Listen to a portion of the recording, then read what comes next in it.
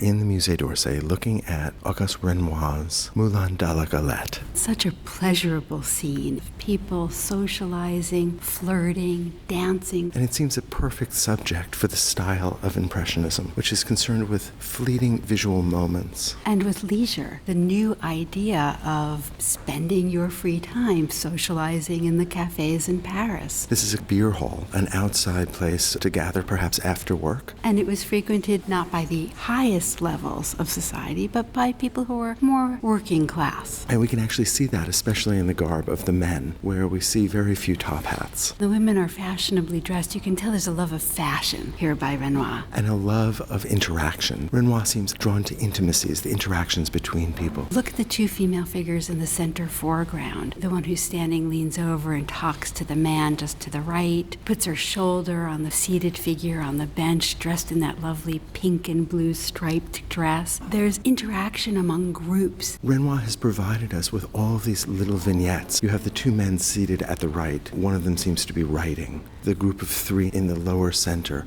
Pairs of dancers that move across the left side. And if you look at the tree that's to the right, you see a man perhaps whispering something in the ear of the woman just in front of him. And below him, the face of a little boy who peeks out. What I think is so interesting about this painting is its all-overness. Our eye isn't drawn to any single place here, to any single couple. And I think that's one of the things that made this painting so radical in the 19th century. Academic paintings, paintings sanctioned by the Royal Academy of Fine Arts, exhibited at the official salon, had a focus. The artist brought your attention to somewhere using the composition. But here, all of the figures are spread across, and our eye rests in a multitude of places. Part of that has to do with the overall handling of the paint and the handling of color. This painting is a kaleidoscope of pinks and yellows and blues and greens. All of those colors, with the possible exception of greens, which dominate at the top, are found everywhere across this canvas, as is Renoir's loose brushwork, which feels fleeting. A capturing of the momentary, which was so important to the Impressionists, and that looseness of brushwork, that sense of being able to see the paint itself, was also something that violated those rules of academic painting. According to what you learned at the École des Beaux-Arts, paintings had perfect finish. You didn't see the hand of the artist. But look, for instance, at the still life of the glasses and bottles to the lower right of the canvas. The shine is so much pure white paint. And then we have this asymmetry in the composition too, with the bulk of the figures on the lower right and actually some empty space to the left with a single couple dancing, who seem almost spotlighted by the dappled sunlight filtering through the leaves of the trees above. This is exhibited at the third Impressionist exhibition, and that's important because what the Impressionists did was decide to hold their own exhibition, to not submit their paintings to the official exhibition, to the salon, and instead to go directly to the public, unmediated by the jury. And it is that very same public that Renoir is here depicting. Another important part of this painting is that interest in capturing the fleeting effects of light. You see the dappled sunlight on the faces of some of the figures, particularly the figure on the right who's smoking a pipe, who's just got that patch of sunlight on his temple. Or the woman leaning in the center who's got just a little bit of light picking up one of the locks of her hair. And perhaps the best example of dappled sunlight is on the back of the figure in the right foreground, where his jacket almost looks polka dotted because of that filtered sunlight coming through the trees. But because of the handling of the canvas as a whole, there's a perfect logic, and we don't see it as polka dots, we see it as dappled sunlight. Artists like Monet, in contrast, are doing that with the landscape, but Renoir is doing something really daring here, which is to do that with figures on a large canvas. This is an ambitious painting, and it's remarkable to think that this was painted entirely out of doors. Normally, an artist would do sketches outside and then paint something like this in the studio, but here, an entirely different way of approaching and painting the subject. One of the things that's so compelling, that feels so modern about this painting, is the sense of the arbitrary, the way in which a photograph, a snapshot, might catch a moment in time that is not perfectly composed. We see the front of figures, as we would in a traditional painting, but we also see the sides and the backs of figures. We get the feeling that we have entered into this space, that we can join in this pleasure.